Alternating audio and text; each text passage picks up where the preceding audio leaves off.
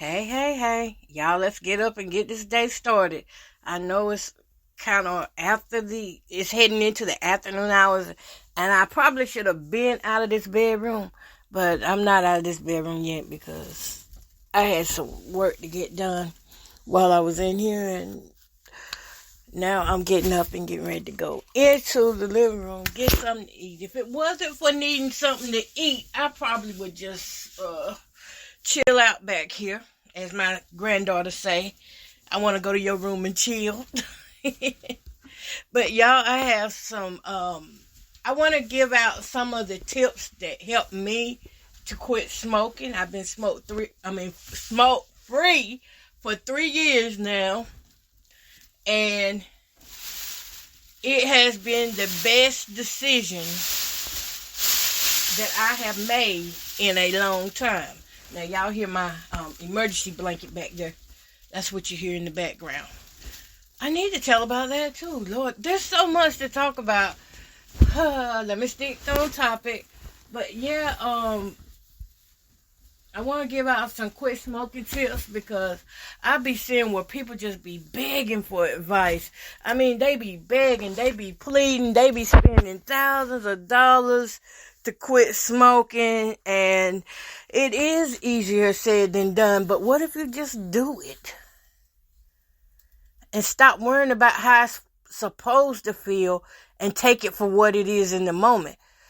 Because I found that a lot of times the reason why we can't get something done is because we overthink what the fruit is going to be without it. Okay? That's what I found. And so the tips and the advice that I give, disclaimer, I'm no doctor, I'm no professional. I just have my life experience with it. And I have testimonies of my parents of when they quit smoking. And that was probably like 70, 80 years ago. What am I looking for? Y'all, I got to get my stuff together in here. So before I can come out of this room, I go ahead and take my medications for the day. And I've got to put on my shoes. I do not walk without my shoes in here. I haven't done my therapy exercises yet. I'll get to it, I promise. I ain't making no promise. I can't promise you that. What am I looking for? Socks. Yeah, I am. I got to turn this little heater on, so y'all gonna hear that too because it's cold back here where I'm at. I don't have my central heating. It doesn't work, so I use these little electric heaters. I just got 2 of them in yesterday. I brought 2 with my own money. Now that's with my money. I went and brought some heaters because it be cold in the place where I go use the bathroom, and in my living room is cold. My kitchen isn't so cold because I use the oven to heat in there. And that heat does travel, to the living room. But still, while it's traveling, that little heater, I put it close to me so it can keep my legs warm.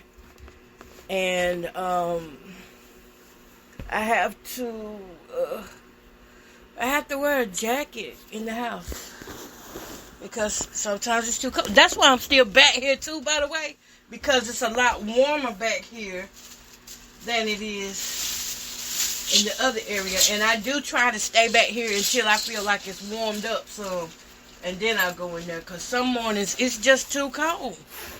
Too cold. And I don't call myself explaining that to anybody. I'm just letting y'all know that this is how my life is. And it's not even that I'm well adjusted to it. It's just that I know complaining about it does not solve the problem.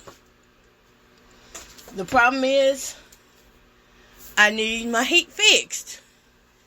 The solution is, until it's fixed, use these little space heaters. Wear the extra coat. If I gotta wear coats and extra garments in here to stay warm. I gotta do what I gotta do.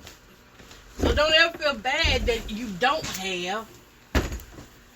Whoo! I just opened that door. And all that cold just hit. Now I'm going to cut this off. It'll come back on whenever the temperature drop in here. Because it's on automatic. I don't even know what we finna go eat. I'm tired of noodles. Wait a minute, where is my cane? You know, yesterday or last night, I walked somewhere. And I have no idea where I laid my cane. But it's got to show up. Because ain't nobody been here but me. I don't know what I did with it. Okay, here comes the part where I start getting out of breath a little bit as I walk or as I kind of hop down the hallway. Because that pain hurts. I never know what I'm going to feel. When I wake up. But I do know I need to clean up in here. I left a mess in here last night. I ain't lying. I did all them videos. Yeah. I made it to the living room. Now I'm finna turn this little heater on. What? Oh. I forgot I unplugged this chair last night. Ooh, y'all, it's cold. What time of day is it again? And this cold in here?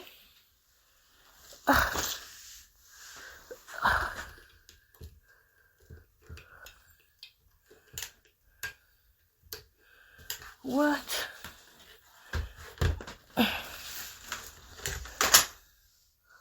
Hold up, y'all. Oh, I did get some kind of noodles from the TikTok shop, but I don't want no noodles right now. Okay. I'm going to plug in this little heat. It's got to warm up a little bit before I move around. Okay. Now, that's the little heat I got from the TikTok shop.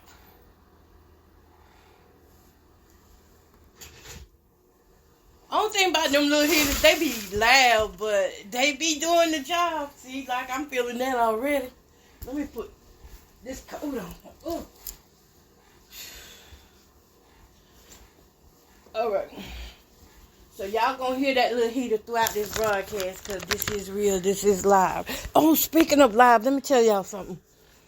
I have been getting messages from Spreaker, and Spreaker is saying that we are no longer going to be able to go live. Now, I don't know when this is going to take effect, but those of you who listen to my live shows, it will no longer be live. They say we could just upload and publish, but we will not be able to go live. And that sucks because I like going live. Even if I don't have many listeners, I still go live and it makes me feel good.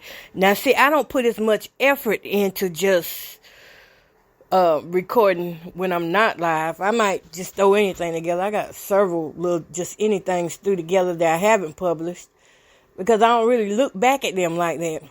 But why they taking away our live? That's the question. All right, let's hop on in here. I still got to find where I put that cane.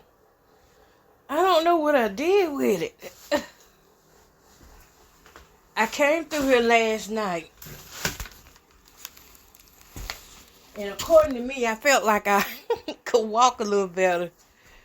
And it turns out, whatever this is I got going on, one day you can walk a little better. Or should I say, in 1 hour, you can walk a little better. And in the next hour, you get all this pain. I want me something good to eat. I finally got a chance to make an order at the grocery store. Maybe I'll do some latest chicken out. Do some chicken and rice today. And while I'm over here, might as well grab a protein shake.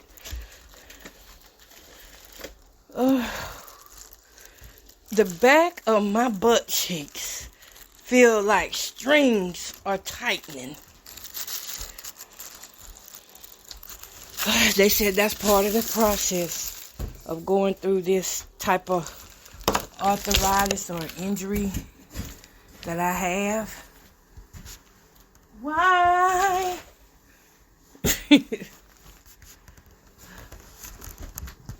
Not complaining.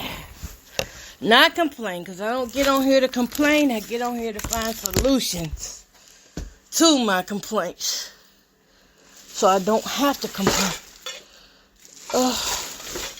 Everything needs cleaning up today. Oh, there is some ravioli left from last night. I'm so tired of canned goods already. You know, guess who's not eating ravioli today? Not me. I mean,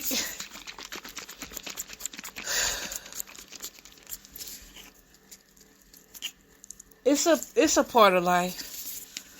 Let me just do some of this protein shake for right now. I'm not gonna just eat. I'm not eating those ravioli. I don't eat leftovers here because when people be breaking in my house, they'll put something on the food.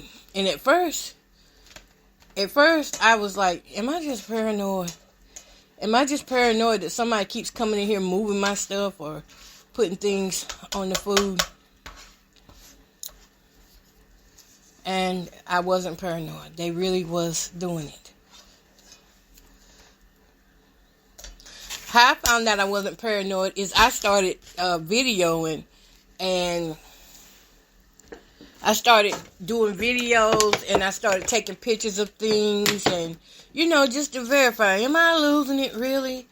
Am I losing it? Or is there some truth into what I'm saying, that somebody's coming in here, and I just don't know when they're coming in here because they got their own set of cameras to know when I go to sleep.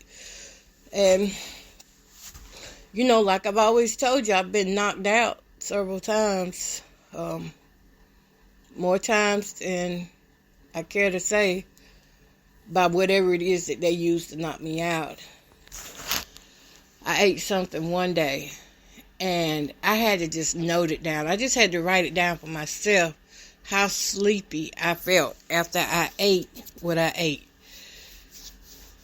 And sure enough, I knocked out. And when I woke up, it was the next day. So I don't trust leftovers like that. And not in a paranoid way.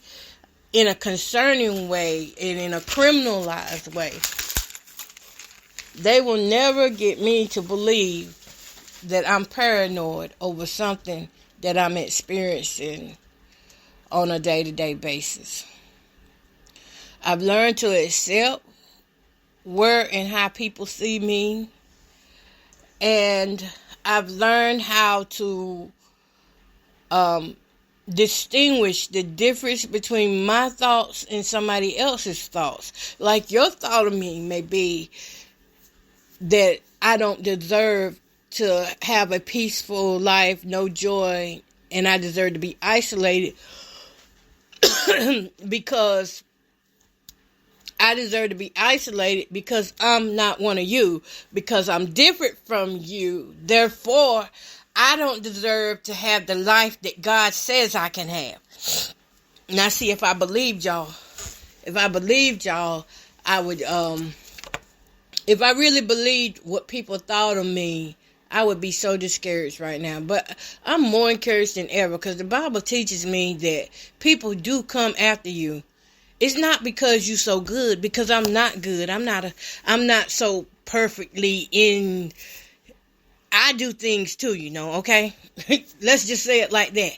My hands aren't always clean either. I try to keep them clean as possible, but every once in a while, a man might come through and distract my focus, you know? I'm just being open here, that I struggle in that area right there. I struggle in that area. And sometimes it's hard to move out of the way, especially somebody who's single and, you used to being around people, but then you learn how to be without them. That's the best thing I can say. But I'm learning so much just watching everything that people is doing to me. And I have a natural curiosity for mental health because I suffered so much as a child. So I'm naturally inclined to see what are they going to do next? What do they got on their mind next? And there's things I just had to learn how to get over. And one of those things was me and my pride. I had to realize that I'm not so good that I can't be touched because people are touching me. They are touching me now. Make no mistake about it. They're touching me. They are rubbing me the wrong way and all that. And, slandering my name, all that. But once you get past all that, and just as I told someone this morning, when our expectations are so high that they can't be met, we only disappoint ourselves. And how can that ever be possible? Well, when you have such high expectations for me and other people that are around you, but you don't hold yourself accountable for anything, that's where the you problem comes in. And that's why I had a problem. See, I was, in 2020, I dealt with the mama thing. I accepted the fact that my mom, she said in her ways, she probably gonna always treat me like that. I've dealt with that I will never be her favorite, okay? And that's fine with me now. I've dealt with the fact that she is not going to talk loving and kind to me like she do others. I've dealt with that. I dealt with the fact that coming up, I was not treated like the others. I dealt with that. I'm at peace with that. I want others to find their peace too with their family members because it's not so much that at the end of the day, we still family, but it's for you. I mean, why you gonna take away from you? Haven't they taken away enough? And that's where I'm at right now.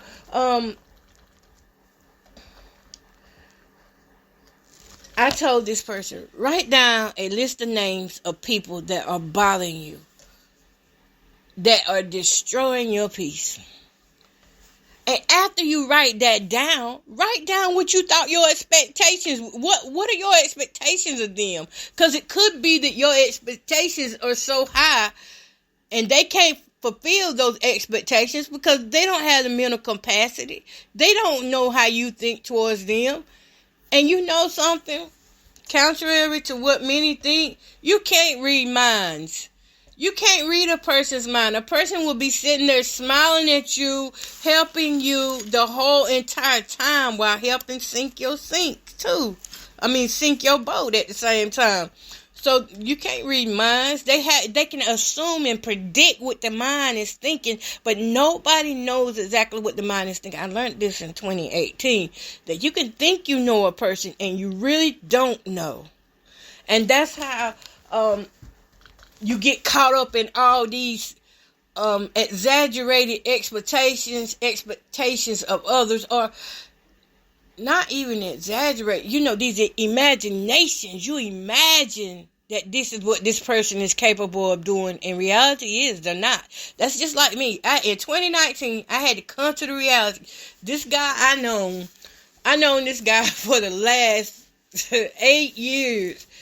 I mean, the guy went with me to my dad's funeral and everything. I mean, we only knew each other about 2 weeks, and he was like, I'll come with you to your dad's funeral for your support. And I thought that was great. So, based upon that initial interaction, I expected the rest of him to be good too, But then as the years came along, I started seeing who he really was. It wasn't that he wasn't a good fella. It's just that he was a ladies' man.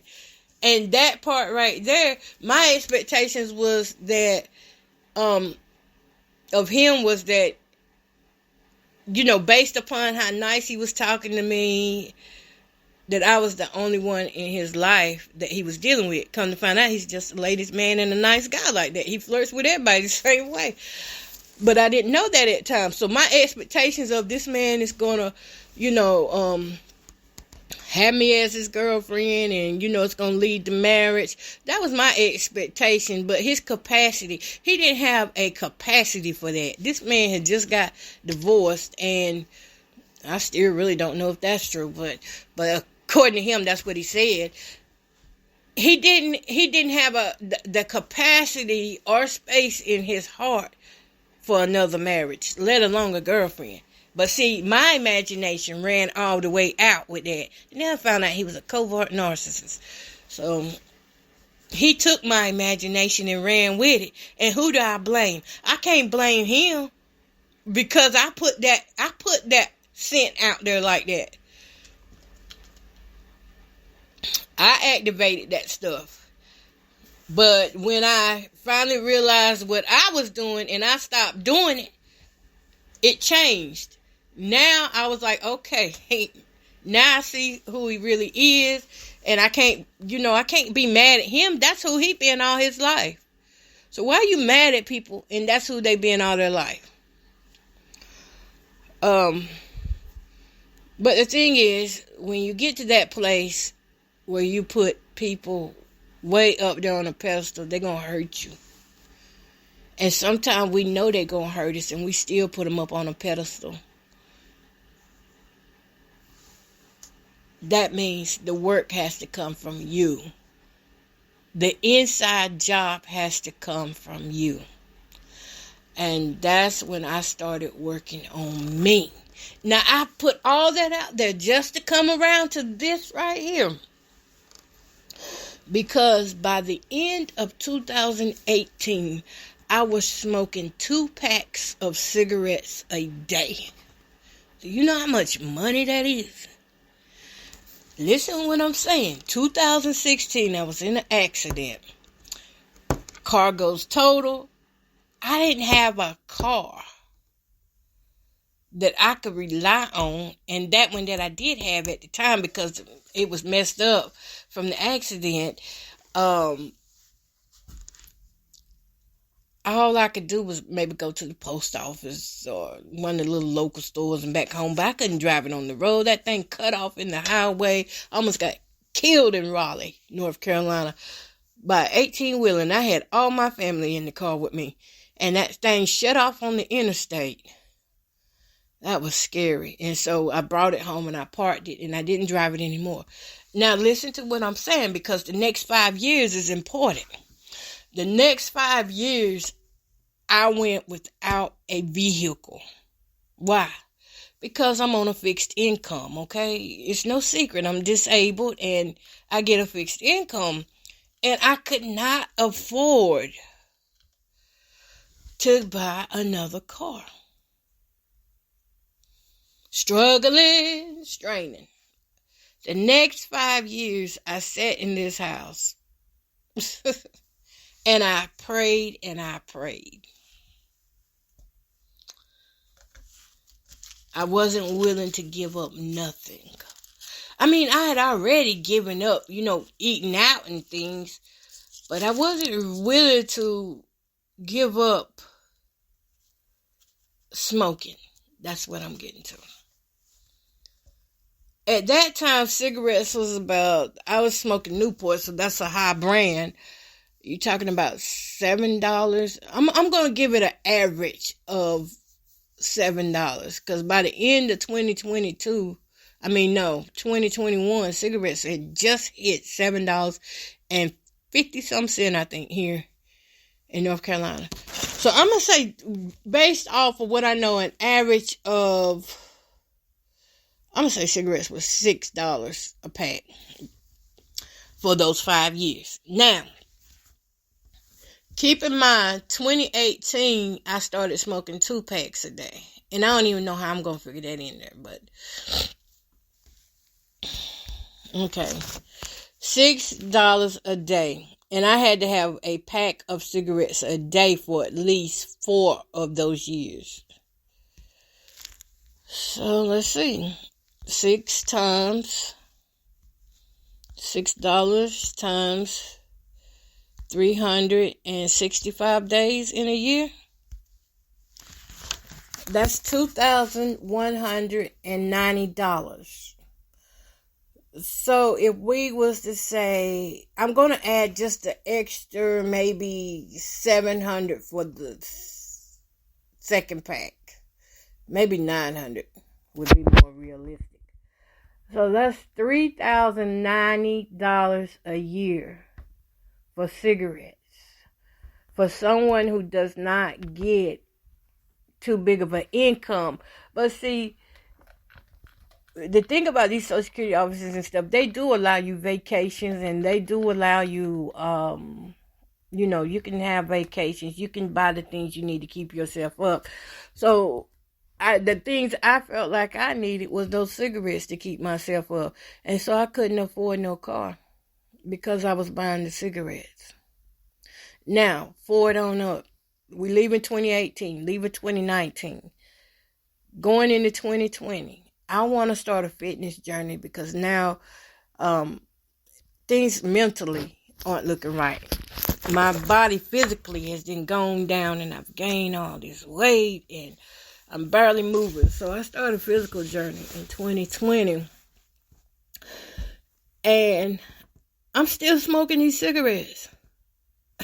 I'm smoking these cigarettes outside, walking, trying to jog.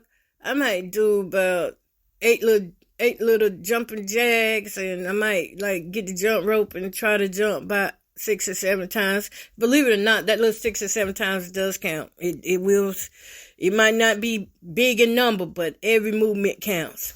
It helps so much. But I couldn't jump as much because my knees and stuff were bad then too. And when you're heavy set, you can't do all the things you see skinny people do or medium-sized people. You just mess your joints up worse. So I'm smoking these cigarettes, and every time the addiction was so bad, before exercise I had to smoke. After exercise I had to smoke. And I mean, this was immediately. This wasn't taking breaks in between there. God knows what my blood pressure and heart rate was, because I don't. But he kept me. Cigarettes just became my friend. My friend.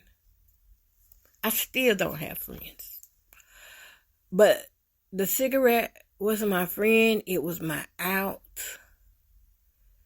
It was something I could do whether anybody was here or not.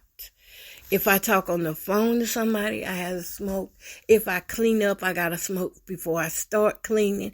I got to smoke in between cleaning. I was just smoking every chance I got. Won't no real reason for it, but everything just sounded good enough to smoke. Y'all know what? I came and sat down and didn't turn the heat on. And I'm over here shaking as I'm talking to y'all. Hold up. I forgot to turn the heat on, and I'm sitting here shaking. I wish y'all could see me. Hold on. Let me do it.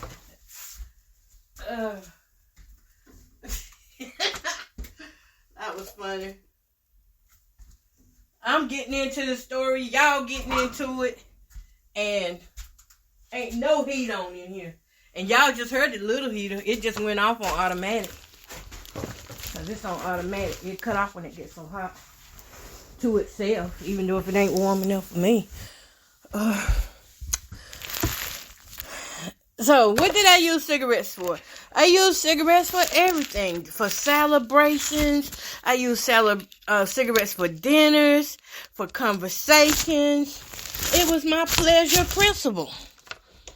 That's what it's for, pleasure. When we're discouraged, we smoke cigarettes. Give us pleasure.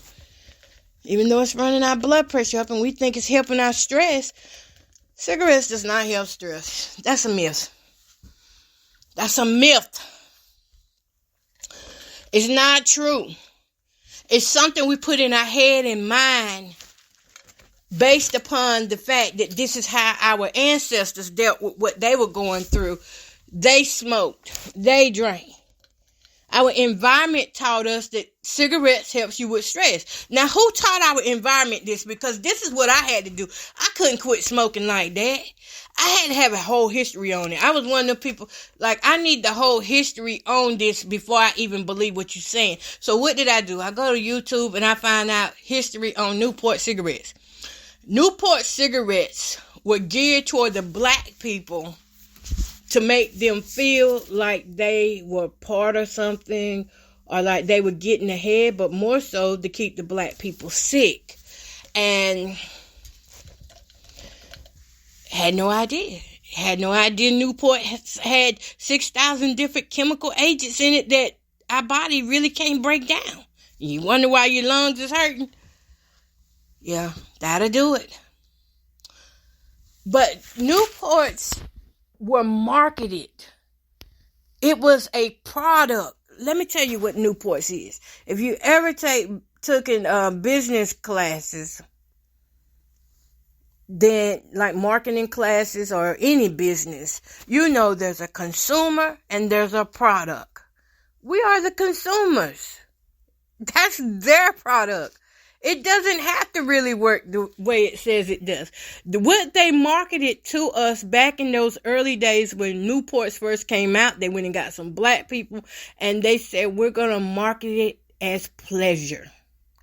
Now, what else do we associate with pleasure? Sex. Great sex is associated with pleasure. If you have great sex with somebody, you're going to keep going back to them. Because it's good. And after a while, it becomes addicting. And even if that person do you wrong, because it's addicting, you're going to keep going back for more. The more wrong they do you, the more you're attached to them and you keep going back for more. I've been there too. And that's how they marketed the cigarettes to be. They showed fun-loving couples outside, leaning back on cars, looking cool. And here they was smoking cigarettes. They got it up to their mouth. They got the pretty little green packages. You know, they played us. They made people believe that this was your way out of the ghetto and into some pleasurable moments. They didn't tell you were going to be sick. Very sick. They didn't tell you that you may lose limbs because your blood can't your blood is clotting and it's not really flowing like it's supposed to. They didn't tell you about all these artery diseases and lung diseases such as COPD. They didn't tell you about cancer until they were forced to tell you about cancer and put it on the pack. They had to be forced to do that. Because it was a marketing strategy. To this day, my people perish from lack of knowledge, and I did too. Because I didn't know. I didn't look at it like that. Just like anything we get, everything we got in our house is a product. Somebody made it. I mean, everything in our house. Somebody made it. Including you and me. Our mamas and daddies made us. We're looked at as commodity. So we are a product too. We're a product of our parents. Now, when it comes to quitting smoking, you've got to learn that history on it. Because you got to know, you got to take this history and apply it to the moment you first started smoking. You hear what it said? The history is pleasure. It's associated with pleasure. That's why black people were doing it. I don't know if many, I know white people do smoke, I know other races, let me say that. I know other races do smoke Newports. I don't know how they were doing to them, but I'm speaking in the black community. It was marketed to us as pleasure. And there was a marketing plan, especially for the blacks, that was set aside that was different from other plans. And you can go back and see that history on YouTube on that. I don't have the video at hand, but I do know before I quit smoking, I watched all of that, and it played an important role in why I quit smoking, because it didn't align with my beliefs. It didn't align with me keeping my body the way I wanted to keep it, and it made me sick. I got the illnesses off of it. You may think you're exempt, but You probably not, to be honest. Even if you've been around getting secondhand smoke is worse than firsthand because it's not filtered. You're getting the real deal. I get a partial deal if I smoke. Okay. So our people learn how, and when I say our people, I'm just talking about anybody who smokes. Anybody, it don't matter what race you is. People learn how to deal with stress through smoking. This is a coping mechanism. I had to talk to myself like this because I interpret things in a certain manner. So this is how I had to speak to me. If this is a coping skill and it's killing you, what good is it doing you to have it?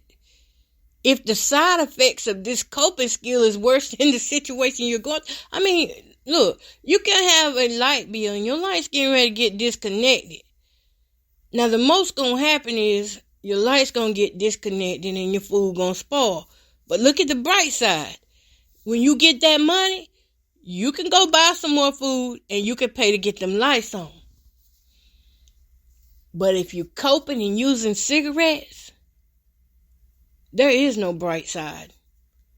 Because you're going to have that 5 minutes of pleasure. But for every 5 minutes of pleasure, it's going to cost you because you smoke that cigarette.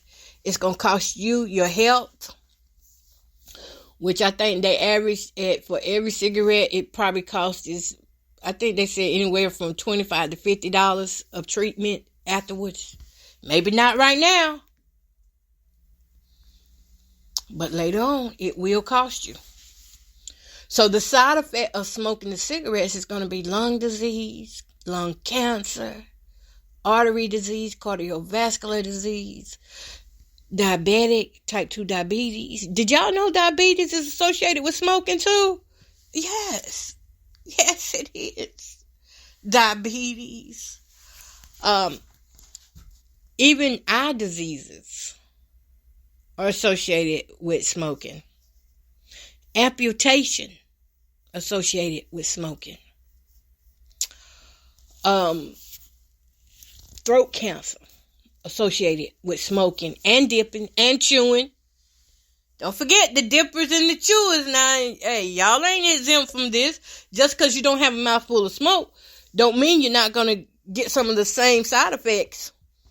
So that's the side effect of coping with stress in life with a cigarette, is that you end up with more stress and anxiety when it's time for you to go take those tests that say whether you got lung cancer or not. And I'm not trying to scare anybody. I'm just being open with you. The moment I heard I had COPD, I cried. Not me. I'm in my 30s. This isn't supposed to be how I'm living. What? No. No way. And then to make it worse, the doctor says, oh, you think you something. It's more people in their 20s got it than we see the older people. Those are babies. 25 years old is a baby. You know, they don't even consider you a full adult here in the United States until you're 26. And you a baby with COPD, with lung cancer, lung disease. Just trying to be cool. Just coping with life. Maybe mama and daddy didn't treat you right. So you turn to the cigarettes. You turn to the weed. You turn to the drugs. But we on cigarettes, so. So this history is the biggest lesson that you can take from cigarettes. The number one question I ask myself is, why did I get started in the first place? And once you figure out why you got started, you can pretty much put an end to it. I got started because I wanted to fit in. I got started because my environment was full of cigarettes. Parents smoke. Everybody smoked. Aunts, uncles, cousins. Everybody I was around was smoking. And in my mind, those were the cool people. If mama and daddy doing it, They cool. Those are the cool people. I want to be just like them. And I would practice rolling up the notebook paper smoking. And then I didn't have to worry too much about it because back then, it wasn't strict laws like it is now for giving kids, underage drinking and underage smoking. It wasn't strict laws on it back then in the 70s and 80s like it is now. So, of course, we go to family members' parties, and what they do? They give the kids cigarettes. I was 10 years old when I smoked my first cigarette and kept on smoking. Whether I had to sneak it or somebody in the family was giving them to me. 10 years old. I'm 48 now.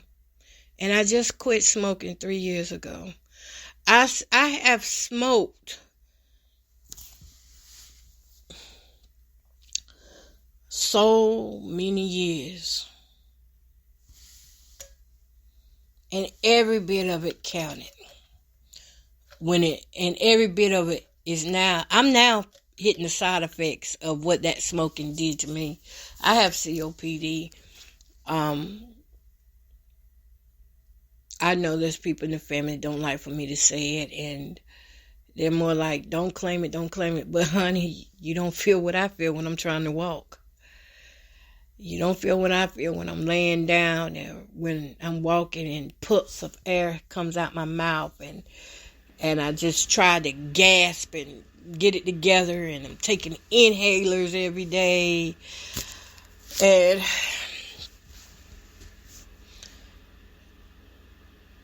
And you think that it only messes with your lungs, but no. If you can't breathe in oxygen, that means you can't carry red blood cells where they need to go, or the white blood cells where they need to go, which means is the brain is suffocating and the legs and arms are suffocating. It's painful because oxygen can't get around like it's supposed to. And don't forget about your bronchial tubes. I had bronchitis. I spent a majority of my life with bronchitis up until I quit smoking. I quit smoking and bronchitis went away. Acute bronchitis. I catch it now every once in a while when I'm around somebody who got it. But other than that, I was on steroids for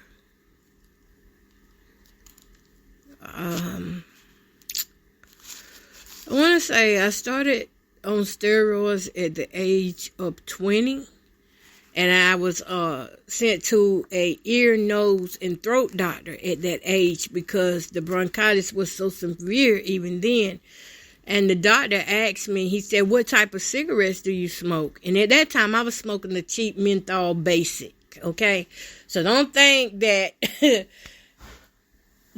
cheap cigarettes don't do anything to you, because they do too. I was smoking basic menthol. Those I was smoking a pack to 2 packs a day. Just trying to save money here and there. Didn't want to pay full price for Newports, even though Newport was my favorite. That doctor told me, he said, I'm going to tell you right now, you probably not going to quit smoking. So I'm gonna just be upfront with you. If you're going to smoke, at least smoke a good brand of cigarette. And he said that's because those cheap cigarettes like Basic and, any type of cheap cigarette you buy, it's because those are the tobacco leaves and things that have been discarded. Those are the ones that have the most chemicals in it because they are swept up on the floor. These cheap cigarettes y'all smoking, they are made from the floor. Basically, any toxins that's on that floor is in that cigarette. So cigarettes already have 6,000, 7,000 chemicals in it, and add on what's on that floor is going into you too. And he said, quit smoking those. And I did. I quit smoking those. And so the bronchitis episodes cut down for a while. But it got where when they would come back, I probably have an episode 2 times out of a month. Every month. That was every month for years. Till I quit smoking. Every month. Sick. Coughing. Look, I was a gospel singer. I'm not supposed to get like that. It was times I couldn't even sing. I couldn't talk. I spent a whole year whispering because bronchitis had me so bad. Y'all know what bronchitis is? Bronchitis is the step before you get pneumonia. And all of it has to do with COPD and some of these other lung infections and respiratory infections. But I would have to whisper and couldn't sing. I went like that for a whole year. Doctors couldn't figure out what's going on. I stayed on steroids. To be honest, I've been on and off steroids since they were putting me on so many steroids. I was asking them, am I addicted to steroids now? But I wasn't addicted. But I was just on so many for the swelling in my neck and throat, my lungs. I mean, everything was always inflamed, but it wasn't enough to stop me from smoking. Why am I telling you this? Because nothing is never going to be enough to stop you from smoking. If you want to smoke, you're going to smoke. That's why I'm telling you this. In and out the hospital. Oxygen dropping down to the 60s sometime. I remember one time the ambulance got here. Because I was always needing the ambulance. One time the ambulance got here, my oxygen was 59. Couldn't wait to get out of the hospital to get another cigarette. What am I saying to y'all? The biggest tips is you're not going to stop if you don't want to stop. You got to want to stop. And not have excuses with it. Sickness can't stop you. That's just like a few times I overdosed when I was younger. It didn't stop me from doing what I was doing. I came back harder. I said, well, let me try it again. If I made it one time through, I might make it again. Not realizing that the overdoses were messing up my body. I overdosed 4 times. Thank God I'm here. The biggest tip is not going to happen if you don't participate and make it happen. You're not going to want to quit just because. You're going to come up with all kind of excuses of why you can't quit. Oh, the withdrawals are so bad. You withdraw every day. Every day you withdraw. Every moment you're without a cigarette, you are in withdrawal because withdrawal starts immediately after you finish that last cigarette. You can take it. You can handle it.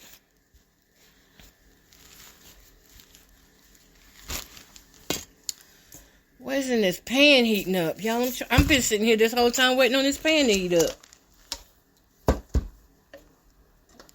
And this thing is not heating up so I can heat me up something to eat.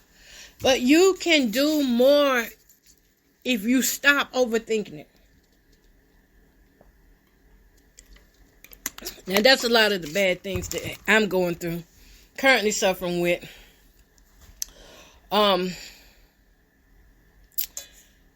So let me tell you how I quit. I got tired of looking at these ashtrays and buckets full of cigarettes. I was so embarrassed and ashamed that I was like, what if somebody from the church comes and see this? You know, because we do care about what people think about us, especially if they're in the church.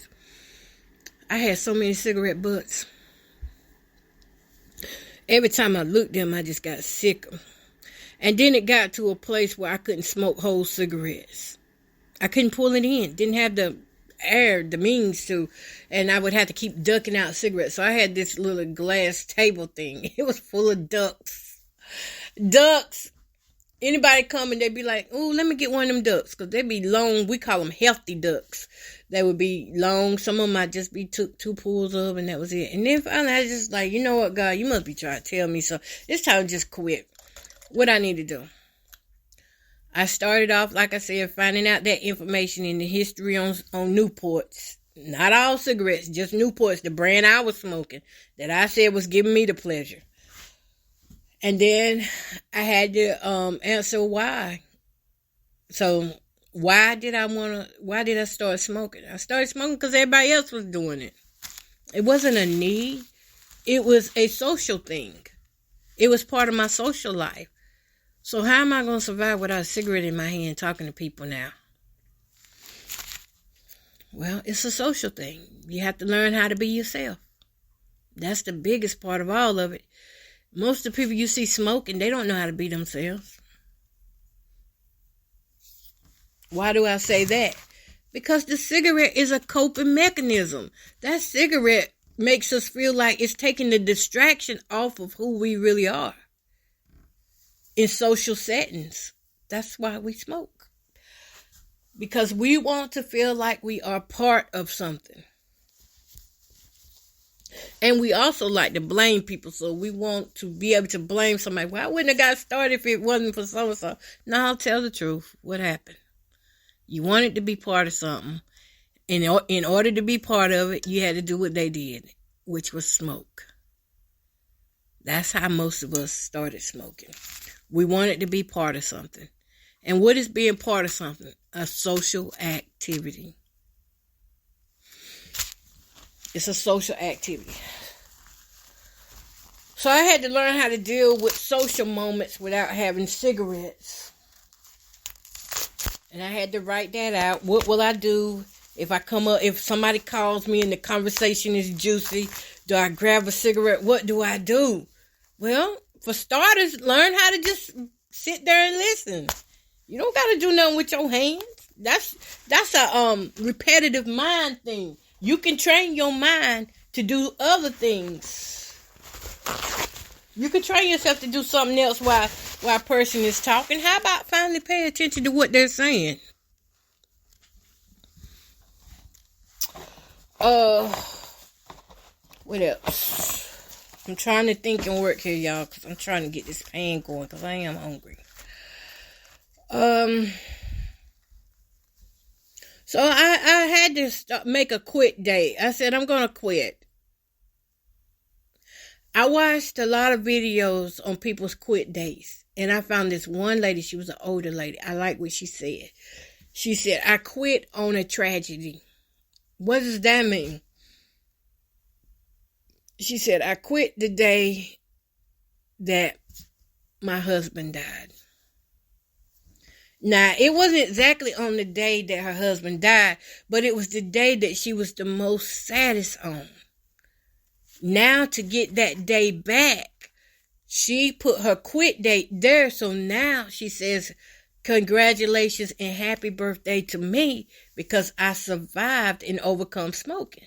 So she turned what was tragedy, what was usually a sad day for her, into a victorious day for her for quitting smoking. And that's what I did. I said, now what day really hurts me out of all days of the year? This has got to be my quit date. And that was my biological dad's birthday. That hurt me out of all the days of the year. And why was that? Because we always celebrated together. I never knew what it was like not to celebrate a birthday without him. Him, me, and my sister and brother, we all got our birthdays in August. And when he passed away, that hurt. That hurt when he passed away. Emotionally, it took something from me. And I didn't want to celebrate no more in August. And so every time his birthday came around, that became the saddest day. Every time, April came around, that became the saddest day of my life in August. It would be the saddest month for me in August. Despite my birthday was in that month and I was still living. I was healthy as I could be. I always found August sad because he passed away. Couldn't even really celebrate my siblings. I have a sister and brother born in August. Let's see. There's one born August 11th, August 15th, and then my daddy's birthday is August 16th. Then my uncle's birthday is August 21st. My aunt's birthday is August 11th. I have another cousin who has a birthday on August 16th. Then I have a birthday August 24th. It's so many of us to celebrate. And yet, I couldn't celebrate on that day. So that became my quit day. Because I said, I know I'm not supposed to be sad. I know he in a better place. I know he was suffering here. You know, I gave myself that talk. I know I'm not supposed to be sad, but still, I feel it. And I decided this is going to be my date. August 16th, 2021. And I prayed. And I told the Lord, I don't think I can do this cold turkey. I've tried cold turkey before. It did not work for me.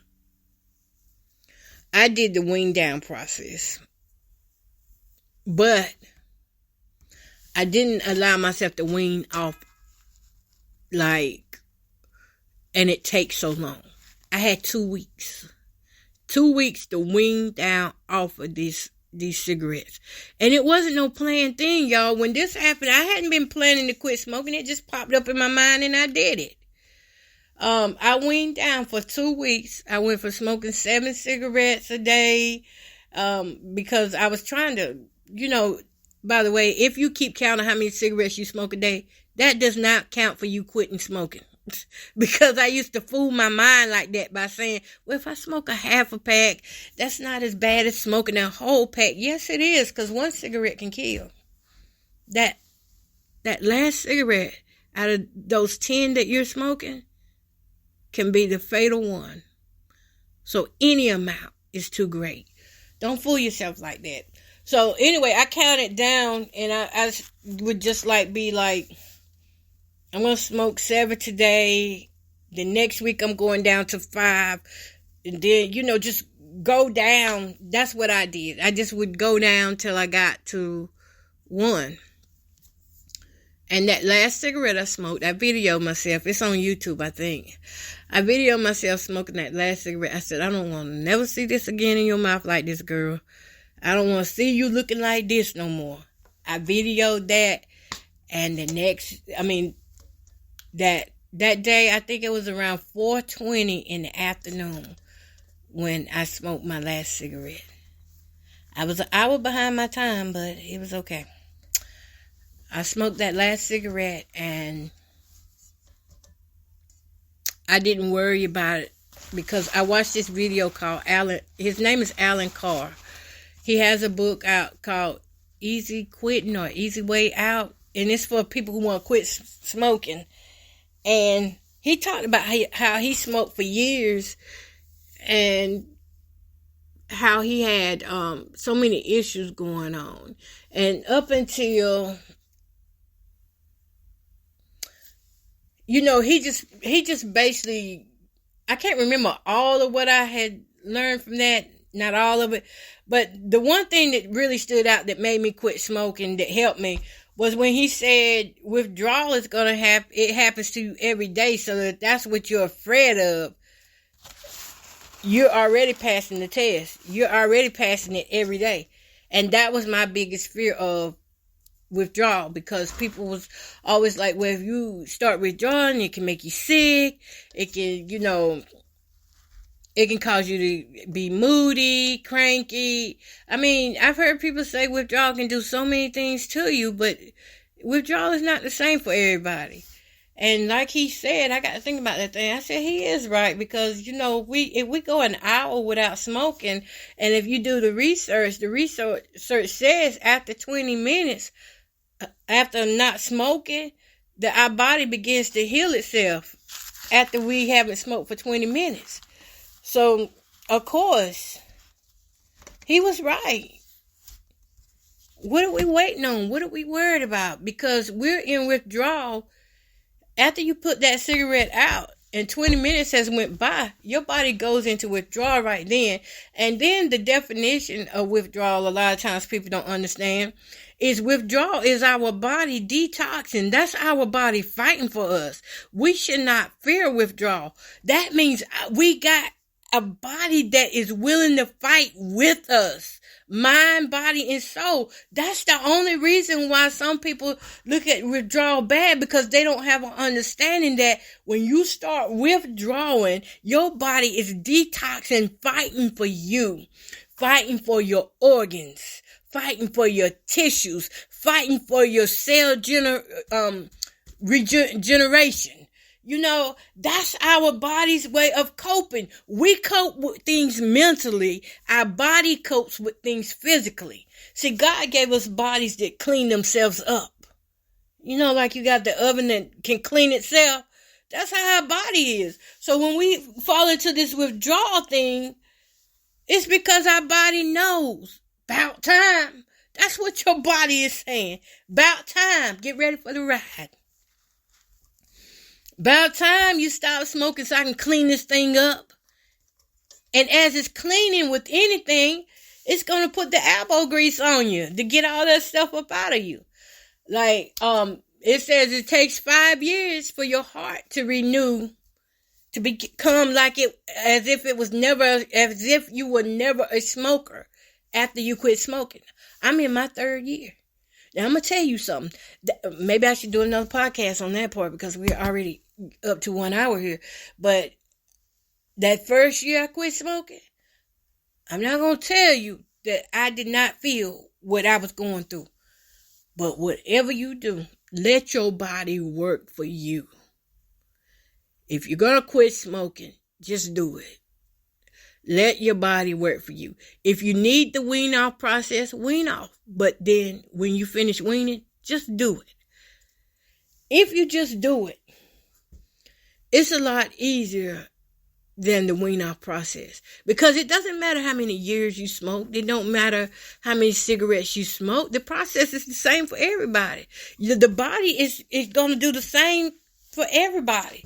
It don't matter who you are, what color you are, what race you are. It don't even matter your mindset. You can be crazy as a fiddle. If you just go cold turkey and quit smoking, you're going to have the same process to go through as if somebody who weaned themselves off had to go through. It's the same process. Once a stop is a stop, it's a stop. It don't matter how you do it, it's a stop. Now, those who choose to wean off like I did, that was something mentally. Well, I'm reducing. If you choose to just go ahead and do it, do it. I had a cigarette left over, by the way, and I looked at it that last day, August 16, 2021. I was like, God, now where did this cigarette come from? And I said, I'm not going to smoke. I'm going to break this cigarette. I broke it in half. And I flicked it. Now, I could have broke that thing in half 2 weeks ago when I was doing the weaning down process. But like I said, that's for us mentally to adjust, to learn what we need to learn in those 2 weeks so that we can handle what's to come and new beginnings. I breathe better when I walk now. I'm in pain now. That's why I'm doing a lot of huffing and puffing too, because it affects, you know, how COPD is when you're in pain. I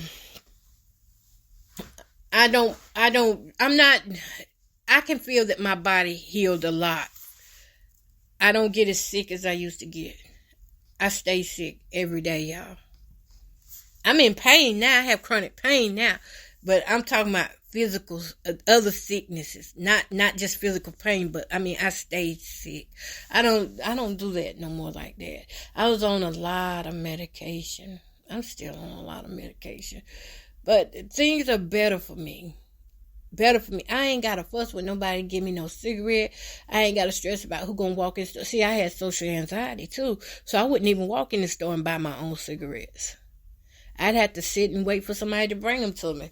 See, it's a whole lot that goes into things. And, you know, I got to get this pen going.